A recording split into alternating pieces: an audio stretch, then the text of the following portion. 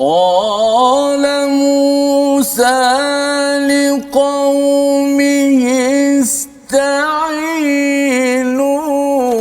بالله واصبروا إن الأرض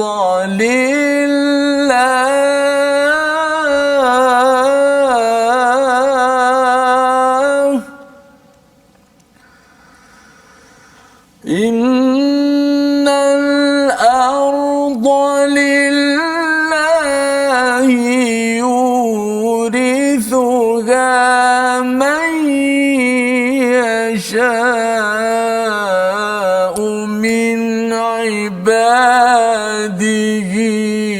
والعاقبة للمتقين.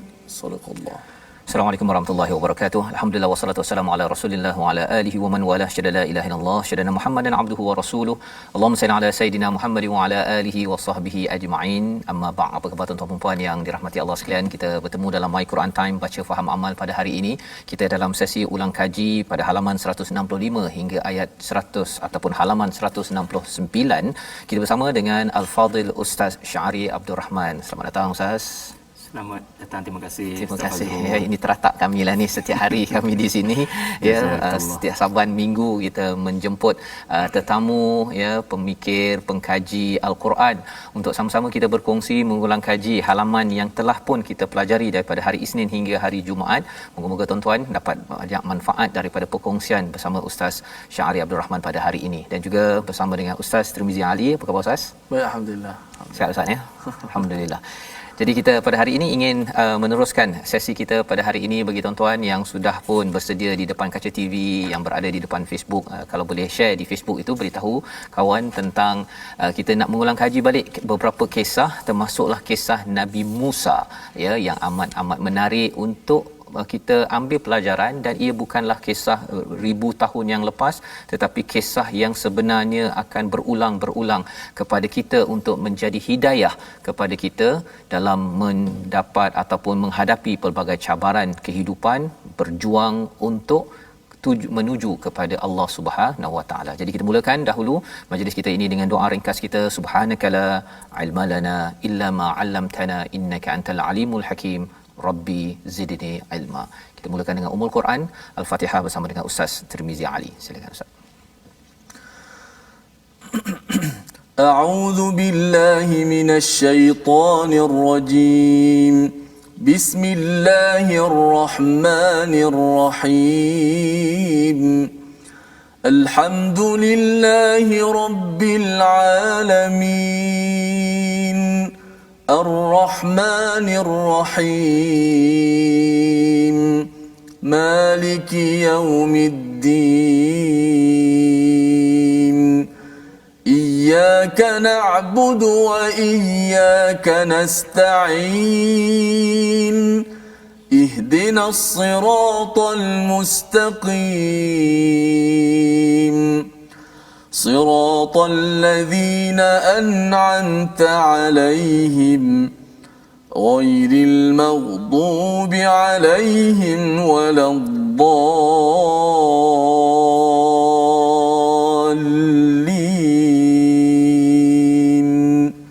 آمين. Amin ya rabbal alamin. Terima kasih diucapkan pada Ustaz Tirmizi membacakan surah Al-Fatihah untuk kita menyimak ya. Kalau kita melihat kepada surah Al-Fatihah itu sebagai sinopsis kepada seluruh Al-Quran ini, maka salah satu daripada apa yang kita mohon adalah menjadi ditunjukkan jalan yang lurus yang diberikan kepada para nabi, siddiqin, syuhada wassalihin. Dan kisah-kisah yang ada dalam surah Al-A'raf ini, ia adalah sebagai jalan diberi nikmat ya, orang-orang yang dibersihkan ataupun yang dibantu oleh Allah Subhanahu taala. Satu, kisah-kisah ini untuk membersihkan dalam Old Testament, dalam perjanjian lama yang bercampur aduk ya, Nabi Harun dikaitkan dengan menggalakkan orang menyembah kepada lembu emas ya, itu adalah fitnah kepada Nabi Harun, ataupun Nabi Lut difitnah, kemudian beberapa nabi lain. Tetapi surah Al-A'raf ini penuh dengan kisah yang kita ingin lihat, dan sudah pastinya kita ingin menjadi orang yang diberi nikmat dalam kisah Nabi Musa, ya. Apabila kita belajar pada hari Isnin yang lepas, ahli sihir sujud kepada Allah Subhanahu Wa Taala, ya, pada ayat 121, 122, ayat 123 pada halaman 165 adalah cuplikan, ya, sebahagian daripada babak tersebut yang kita nak baca bersama, dan kemudian kita nak bersama dengan Ustaz Syahri Abdul Rahman untuk menerangkan keistimewaan ahli sihir ini. Namanya ahli sihir, ya, tetapi akhirnya boleh sujud kepada Allah Subhanahu Wa Taala bila melihat pada mukjizat. Tapi ada orang lain yang tengok, Firaun tengok, pembesar tengok, rakyat jelata tengok, tak pula dia berapa terkesan. Jadi nak tahu apa rahsianya, kita baca dahulu daripada ayat 121 hingga ayat 123 bersama Ustaz Tirmizi. Silakan Ustaz. A'udzubillahi minasyaitanir rajim. Qalu amanna bi rabbil alamin rabbi Musa wa Harun.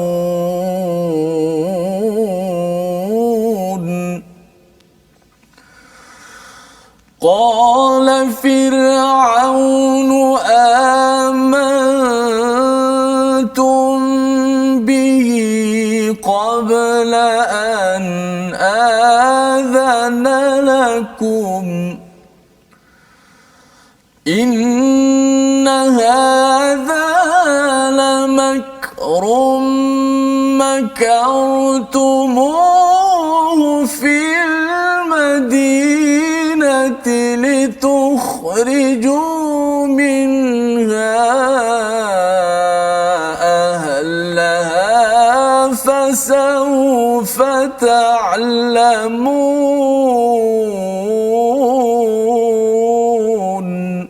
Sadaqallah. Surah Al-Nazim ayat 121, ahli sihir berkata, kami beriman pada Tuhan seluruh alam, Tuhan Musa dan Harun. Lalu dibalas oleh Firaun pada ayat 123, mengapa kamu beriman sebelum kamu mendapat izin ataupun aku mengizinkan kamu? Sesungguhnya ini benar-benar tipu muslihat yang telah kamu rancangkan di kota ini untuk mengusir penduduknya, kelak kamu akan mengetahui akibat perbuatanmu ini. Jadi Firaun sudah pun membuat propaganda, beritahu kepada seluruh rakyat pada waktu itu sebenarnya mereka ni nak halau. Jadi menarik sebenarnya ahli sihir yang selama ini dapat income daripada Firaun, ya, kira orang apa kuncu-kuncu Firaun ini Ustaz, ya, tapi akhirnya dia dapat sujud kepada Allah SWT. Apa rahsia yang menyebabkan mereka ini sujud, dan apa pelajaran untuk kita zaman sekarang melihat mukjizat ini, mukjizat besar ni, kan, tak ada dah tongkat jadi ular. Macam mana kita nak meniru sedikit, ambil pelajaran daripada ahli sihir ini sendiri? Silakan Ustaz. Assalamualaikum warahmatullahi wabarakatuh. Alhamdulillahi rabbil alamin, wassalatu wassalamu ala asyrafil mursalin wa ala alihi wa sahbihi wa man tabi'ahu wa nasarahu wa jahada fillahi haqqa jihadih. Terima kasih banyak-banyak kepada Al-Fadhil Ustaz Fazrul atas kepercayaan yang diberikan, juga Ustaz Tirmizi atas bacaan Al-Quran yang menggetarkan hati-hati kita semua. 20 tahun, 30 tahun dalam dunia sihir, mereka lebih layak untuk menilai yang mana yang benar, yang mana yang palsu. Dan apabila berlaku kejadian tongkat Musa bertukar jadi ular gergasi, lihatlah sikap yang diambil, pendirian yang dipilih oleh ahli-ahli sihir ini untuk tidak bertangguh lagi lalu menyatakan keimanan. Tuan-puan sekalian, kita sujud dalam solat, bukan? Kita selalu sujud, tapi soalan penting sebagai ibrah daripada kisah ini, kita sujud kerana apa?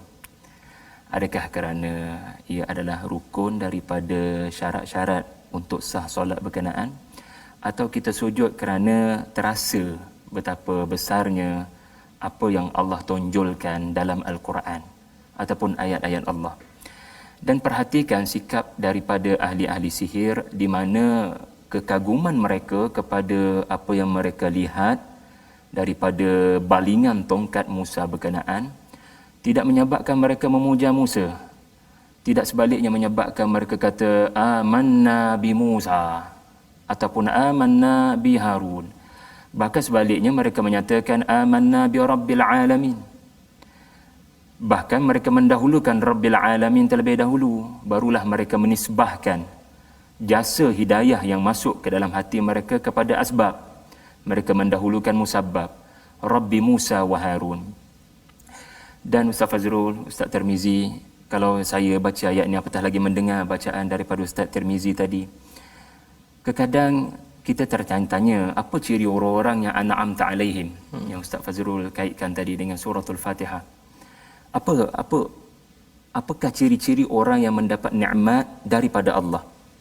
Antara ciri-ciri berkenaan ya adalah anda semakin terasa bahawasanya mati itu pasti dan anda tidak boleh mengubah kematian berkenaan. Soalnya adalah apakah selepas kematian? Sebab itu kita dapat lihat pada sikap ahli-ahli sihir Firaun ini, ingat ya, mereka bukan ikut pengajian Islam, duduk universiti Islam 10 tahun 20 tahun lalu dapat bagi syarahan di hadapan Firaun.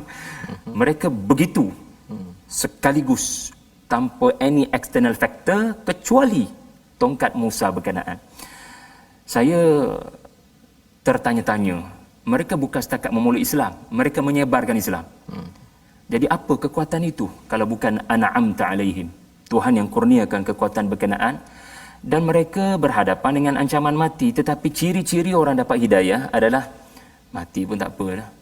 Asalkan kita dah kenal Rabbul Alamin, kita pun tetap akan kembali kepadanya. Sebab itulah antara doa, sebab suratul A'raf banyak doa Ustaz. Banyak. Antaranya doa ahli sihir Firaun. Kita kata doa bekas ahli sihir Firaun lah, jangan doa ahli sihir pula. Bekas ahli sihir Firaun. Rabbana afrigh alaina sabra wa tawaffana muslimin. Ini antara ciri-cirilah bagi kita menjawab persoalan tentang bagaimana nak tahu ciri-ciri seseorang ihdinas sirat al-mustaqim. Iaitulah ciri-ciri ahli sihir Firaun. Wallahu a'lam Ustaz. Terima kasih diucapkan pada Ustaz ya, berkongsi tentang apakah rahsia ataupun keistimewaan bekas ahli sihir ini ya.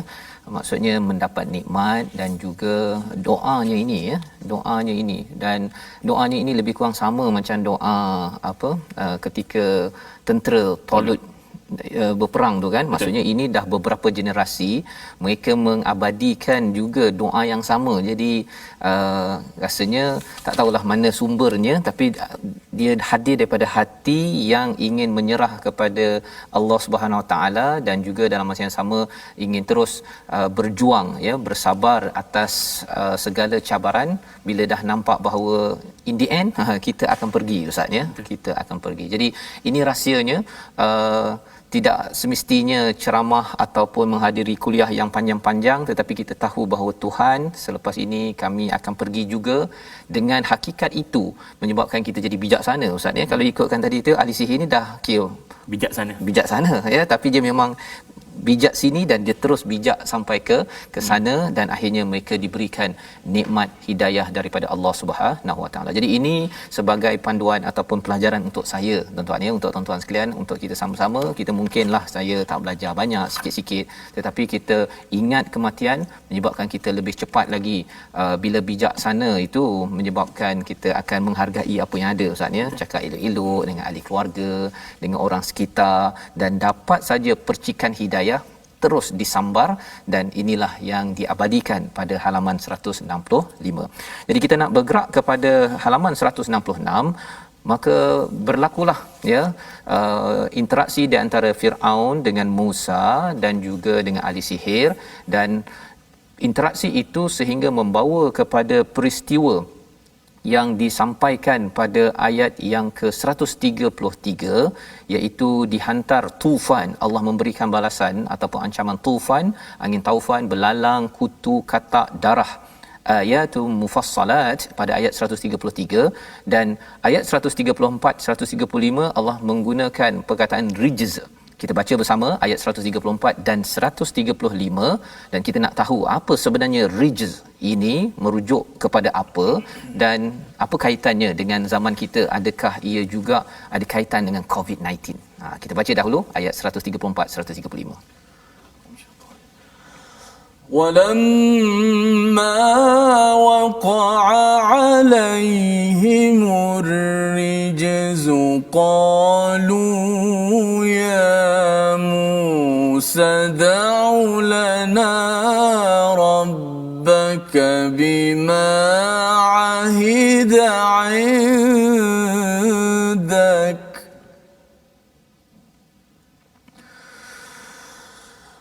لئن كشفت عنا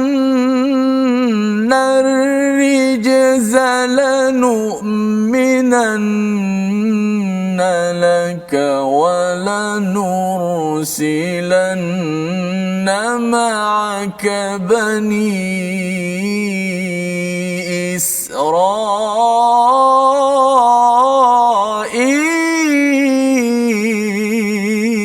إسرائيل فلما كشفنا عنهم الرجز إلى أجل هم بالغوه إذا هم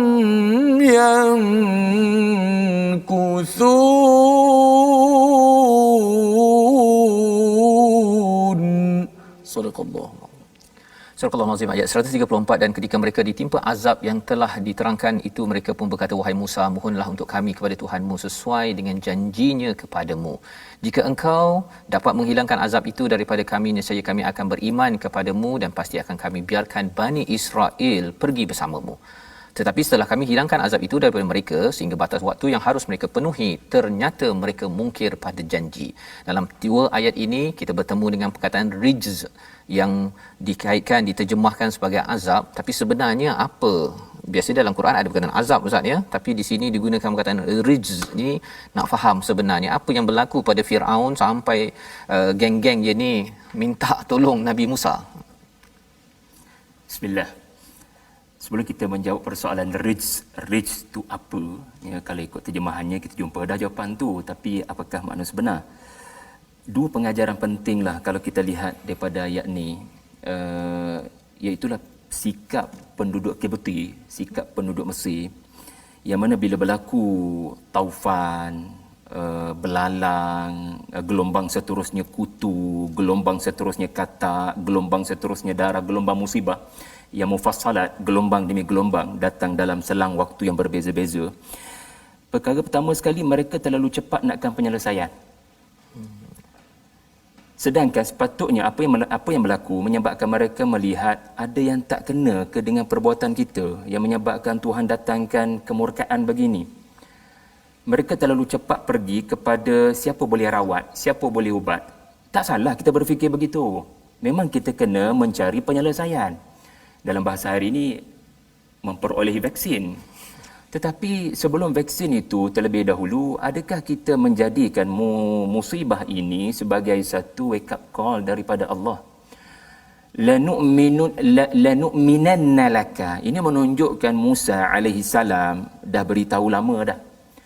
Kalau kalian tidak beriman, Allah Ta'ala akan memberikan kemurkaan. Dan dengan keimanan, Allah keluarkan kamu daripada musibah. Tetapi mereka seperti mempermainkan Nabi Musa, tolonglah kami merayu, keluarkan kami daripada gelombang musibah ini, kami akan beriman dan kami akan berikan Bani Israel yang kamu mahukan. Jadi ini pun satu sikap, walaupun ia kisah orang dulu-dulu, tapi ia menegur kita supaya selain daripada kita berusaha mencari jawapan, mencari ubat, tetapi jadikan ini sebagai peluang untuk membanyakkan istighfar, teguran daripada Allah tentang keimanan kita. Ya, jangan jadi seperti penduduk Kibti dalam ayat 134 tadi. Ya, kembali kepada ar-rijz. Ar-rijz ada dua tafsiran. Yang jumhur menyatakan ar-rijz ini adalah ayat 133, iaitulah 5 gelombang, 5 musibah, 5 bentuk kedatangan azab. Yang pertama taufan, yang bawa hujan batu yang sangat menyakitkan tubuh kalau terkena. Dan bila berlaku taufan, mereka pergi kepada Musa merayu agar dihilangkan. Mereka sebut perkataan yang mereka sebut tadi, kita akan beriman, kita akan bebaskan Bani Israel. Lalu Musa ni penyayang, dia bukan memang suka sangat tengok penduduk Kibti mati belaka. Baginda melihat kedatangan musibah berkenaan untuk menegur mereka. So kalau mereka berubah, alhamdulillah. Lalu Nabi Musa mendoakan. Tapi ternyata mereka kekal kufur, tidak pun menunaikan janji yang kuthun, tidak menunaikan janji. Maka Allah datangkan pula peringatan yang kedua, gelombang seterusnya belalang. Belalang yang memakan tanam-tanaman mereka yang kembali subur bila mereka kembali bila Nabi Musa doakan tadi. Ternyata tidak juga beriman, ya. Allah telah hilangkan belalang kerana doa Nabi Musa. Mereka kekal kufur. Allah datangkan gelombang seterusnya, tak boleh tidur ni, duk garu, bukan setakat kepala, duk garu badan sebab kumal, kutu, ya, penyakit. Saya pun tak ingat namanya apa, sampai kita terpaksa garu tak berhentilah kulit tu. So makin lama makin kecil daripada batu kerikil angin taufan, kemudian belalang lagi kecil kutu. Kemudian tidak juga beriman safadi' kata, ya, sampai dikatakan wallahu alam, buka je mulut katak masuk dalam mulut. Wadam, iaitulah sungai Nil menjadi darah, segalanya adalah darah, orang tak minum. Jadi itu ariz. Dalam satu perkataan cover lima perkara, 5 gelombang. Dia ni maksudnya dia mengena kepada Kibti sahaja ke ataupun Bani Israel kena sekali, Ustaz? Bani Israel tak kena, Ustaz. Oh, tak kena kerana konteks ayat adalah merujuk kepada penduduk Mesir yang menentang Nabi Musa. Okay. So dia hanya kena pada penentang. Dan bila kita tengok riwayat-riwayat Israiliyat, ada perkara yang bertentangan dengan Quran, tetapi ada perkara yang dianggap para ulama boleh memperincikan. Iaitulah ceritanya macam ni. Nabi Musa bagi perintah, sembelih kambing kibas dan ambil darah kambing, letak tangan kamu dan cat pada pintu. Iaitulah setiap kamu ambil darah kibas tu dan letak pada pintu. Lalu Kibti tanya, hampa buat apa? Kami buat apa yang Musa suruh. Dengan cara ini musibah tu nanti takkan kena pada rumah yang bertanda pada pintunya. Lalu mereka perlihat benda mengarut macam ni, dan disebut oleh Sa'id bin Jubair, Sa'id bin Jubair ketika maafkan saya, bukan Sa'id bin Jubair, para ulama tafsir menyebut 70,000 orang Kibti mati dalam satu hari akibat daripada tidak mengikut perintah Nabi Musa berkenaan.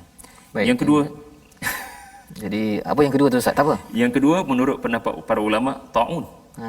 Rijz itu ta'un. Jadi berdasarkan hadis Nabi sallallahu alaihi wasallam, iaitulah at-ta'un rijzun ursila ila. Maknanya ada kemungkinan juga Allah datangkan ta'un. Pandemik satu penyakit yang memang kita boleh memahaminya sekarang, terkena kepada penduduk Kibti. Jadi ini adalah pelajaran untuk kita sama-sama melihat bahawa apa yang berlaku beberapa ribu tahun yang lepas sebenarnya kisahnya mungkin topiknya ataupun spesifiknya taun apa sebagainya, Ustaz, ya, tetapi isu pandemik ataupun isu tentang ujian begini diberikan oleh Allah SWT agar kita kembali kepada Allah, bukannya sekadar mencari solusi satu perkara, tetapi agar kita yadarraun, agar kita makin tadarru', makin lagi merendah diri kepada Allah, agar sedar Allah lah tempat kita kembali, tempat kita bertauhid selama ini. Jadi kita nak sambung lagi selepas ini. Kita kembali semula dalam My Quran Time, baca faham amal, insya-Allah.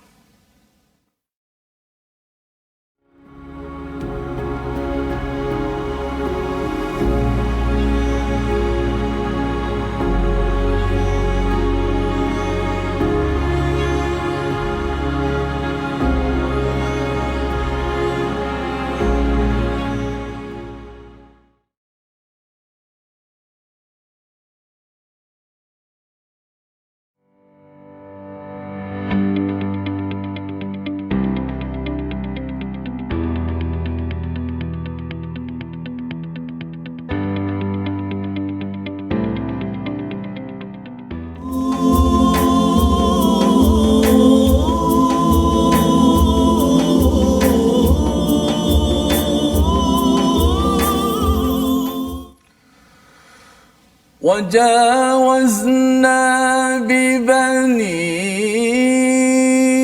إسرائيل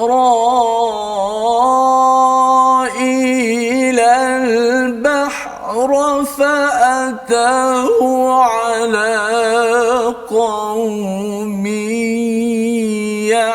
يعكفون على أصنام لهم قالوا يا موسى اجعل لنا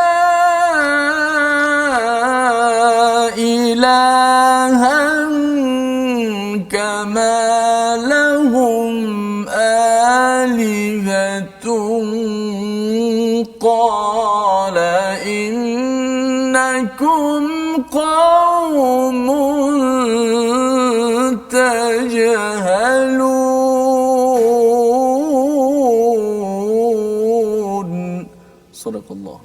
Surah Al-Nazim, kita kembali semula dalam Al-Quran Time. Kita menyambung kepada kisah Nabi Musa. Hari ini kita banyak mengulang kaji pada minggu ini, melihat kepada kisah Nabi Musa pada ayat 138 halaman 167. Dan kami selamatkan Bani Israel menyeberangi laut itu, ya, ketika mereka sampai kepada suatu kaum yang tetap menyembah berhala. Mereka Bani Israel berkata, wahai Musa, buatlah untuk kami sebuah Tuhan berhala sebagaimana mereka mempunyai beberapa Tuhan. Musa menjawab, sesungguhnya kamu adalah orang-orang yang jahil, yang bodoh. Jadi ini adalah respon Nabi Musa kepada Bani Israel yang sudah pun diselamatkan. Kita lihat bahawa sebenarnya Firaun dan kuncu-kuncunya minta pada Nabi Musa. Nabi Musa berdoa tapi masih degil. Hancur, mereka ditenggelamkan. Bani Israel, mereka buat perangai, ya, ataupun dia ditindas, ingin diselamatkan. Allah telah selamatkan, dikejar oleh Firaun. Bila sudah selamat, bila nampak orang ada berhala, dia pun nak berhala, buat perangai pula. Jadi Nabi Musa dengan Firaun buat perangai, dengan kaum yang dipimpin buat perangai. Sebenarnya Ustaz Syari, bila tengok kisah Nabi Musa ni memang menyayat hati betul lah. Rasanya patutlah Nabi Musa ni ulul azm, ya. Segenap penjuru, ya, dia disakiti, walaupun Bani Israel cakap, Nabi Musa, kau ni asyik menyusahkan kami je, begitu kan. Masa nak lahir pun dapat satu surat bahawa bunuh anak lelaki, kemudian bila dah besar dah tu pun bunuh juga. Jadi Nabi Musa dilema pelbagai penjuru. Sejauh mana sebenarnya Ustaz pelajaran daripada ayat 138 kisah Nabi Musa ni lah? Seorang pemimpin, seorang cikgu, seorang pendidik tu, dia kena bertahan walaupun si anak murid tu memang buat perangai macam Bani Israel ini. Silakan. Terima kasih Ustaz Fazrul, Ustaz Tirmizi. Berlaku dialog antara saya dengan anak saya, anak pertama. Saya tanya kenapa suka sangat cerita Nabi Musa. Sebab dia ada tongkat boleh belah lautan. Dia menyebabkan 12 mata air keluar. Very wow factors. Abi macam mana? Apa yang menyebabkan Abi kagum sangat kisah Nabi Musa ni? Saya bagi tahu, dia duduk dengan kaum dia. Anak saya pun tercengang. Ayah ulang balik, apa maksud ayah? Duduk dengan kaum dia, apa yang best sangat? Jadi tuan-puan sekalian, kadang-kadang kita ni define orang sukses adalah berdasarkan pengikut yang ramai, dan juga gilang gemilang kekuasaan, pengaruh. Inilah masa kembali kepada kisah Musa. Kesudahan perjuangan Nabi Musa tidak begitu. Memang baginda bermula dengan kehidupan istana, seorang selebriti, seorang yang mempunyai banyak pengaruh. Tetapi baginda mengalami siri-siri pengkhianatan dan tikam daripada belakang. Adakah kita nak kata insan yang paling banyak disebut dalam Al-Quran ini bukan pemimpin, hanya kerana disakiti, dibenci? Tetapi inilah makna kepimpinan. Kepimpinan adalah bukan sekadar anda mempunyai pengikut yang memuji anda, tetapi kepimpinan adalah soal sejauh mana anda setia dengan wawasan anda walaupun pengikut buat karenah.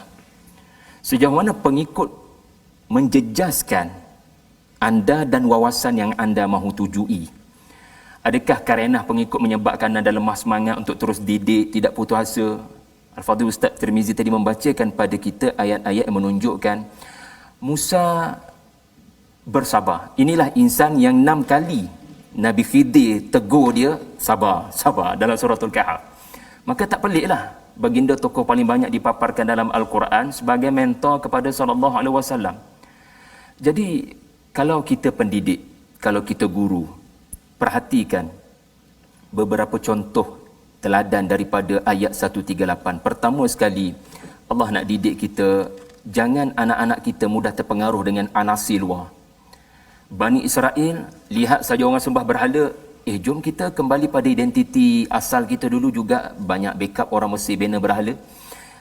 Jom, maknanya terlalu cepat beralih identiti, bertukar kulit, tidak setia dengan ajaran Musa.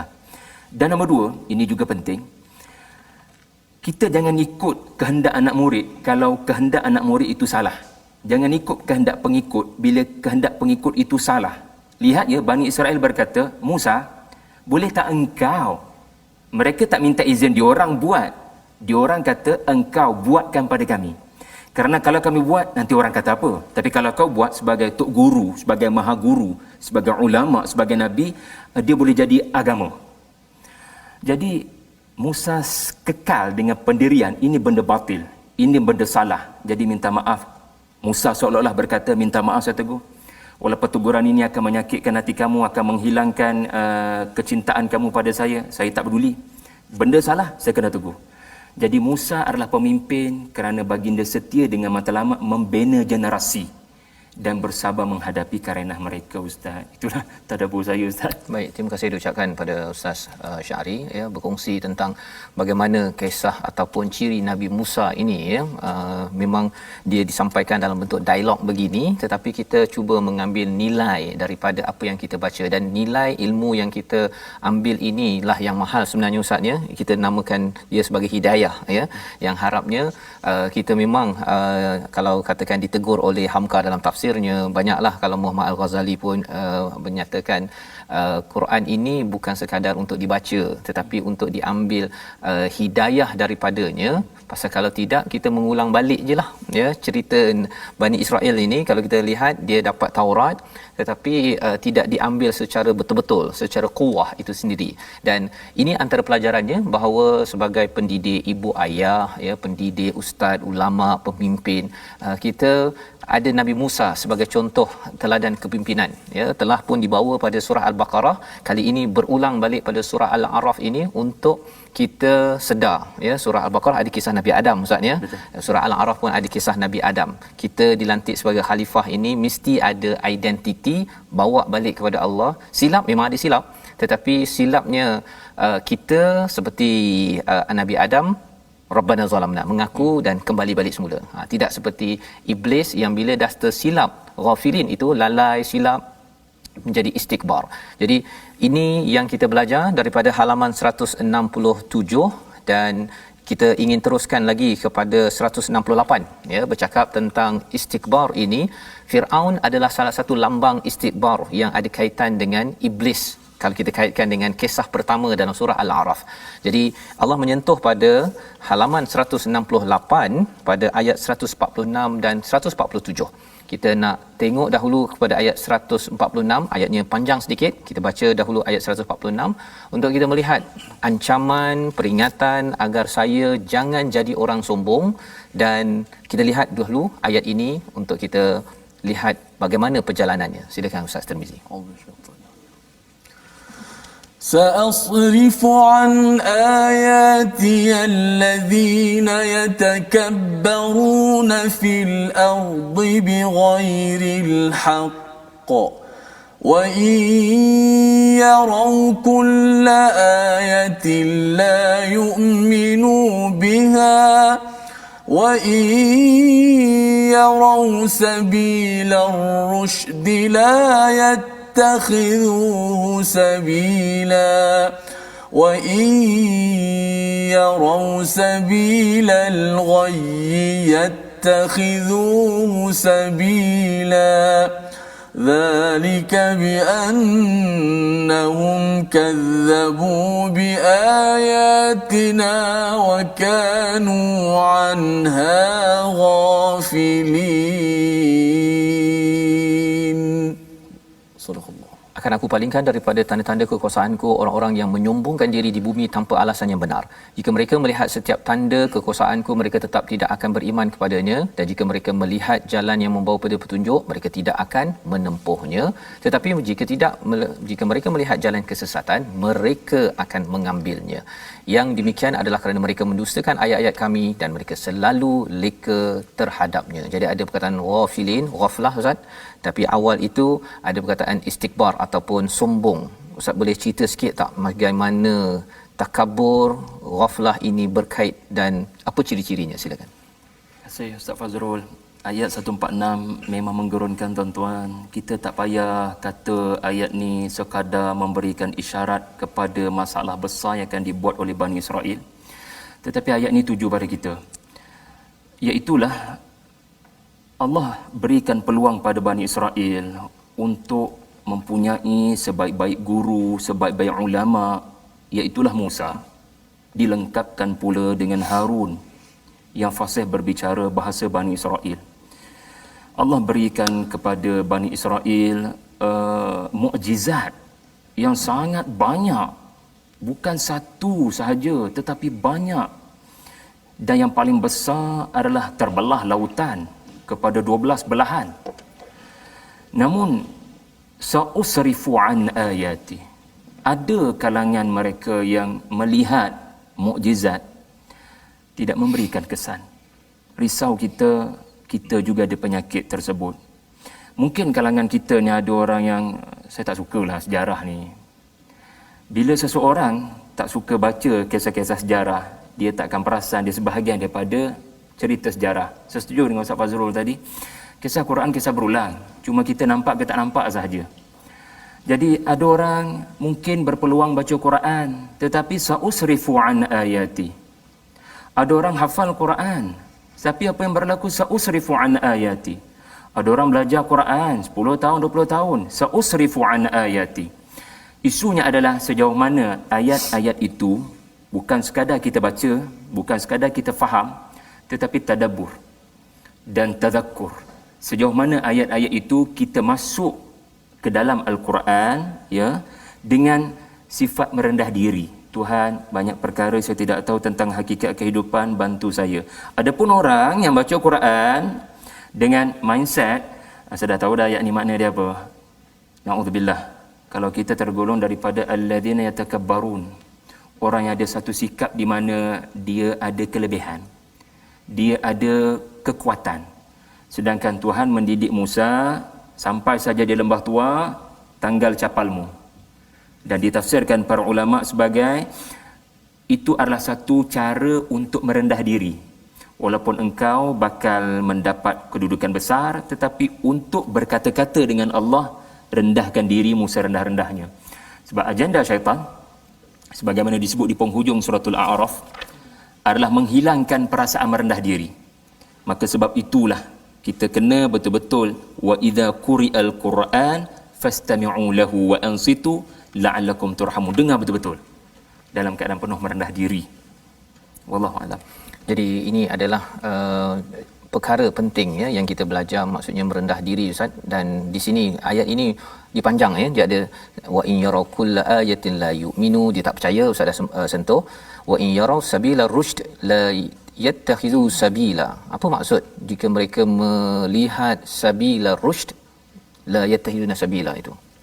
Rushd adalah anda dapat lihat destinasi terakhir. Sebagai contoh, kita diajar tentang syurga dan neraka. Neraka kena elak, syurga kena pergi.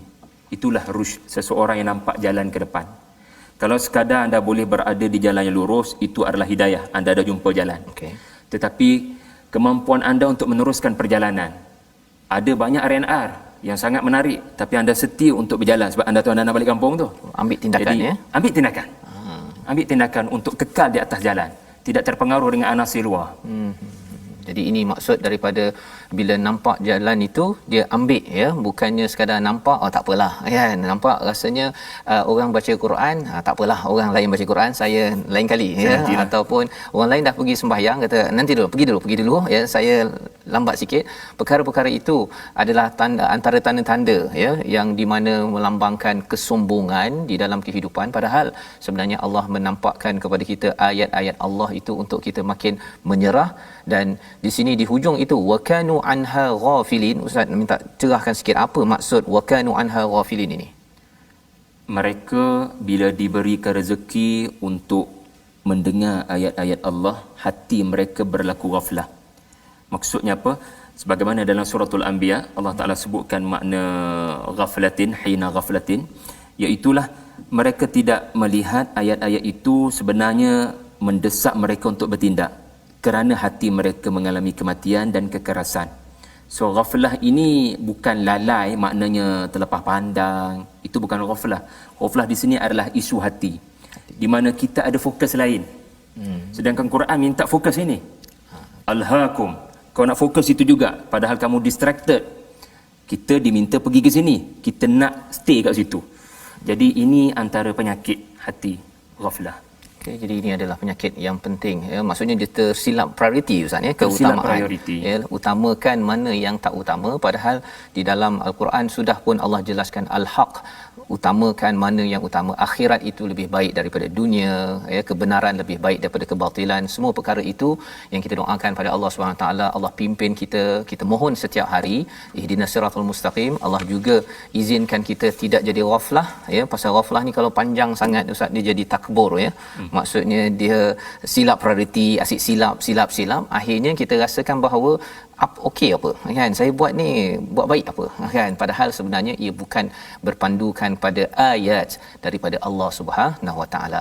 Terima kasih diucapkan pada Ustaz Muhammad Syarif Abdul Rahman berkongsi pada hari ini, dan kita memohon pada Allah Subhanahu Wa Taala, Allah pimpin kita, ya, lebih dan lebih lagi memahami hidayah daripada al-Quran, tidak mahu jadi orang yang ghaflah yang akhirnya membawa kepada takbur, pasal kita rasakan bahawa okey apa, ya, dengan apa yang saya buat pada selama ini.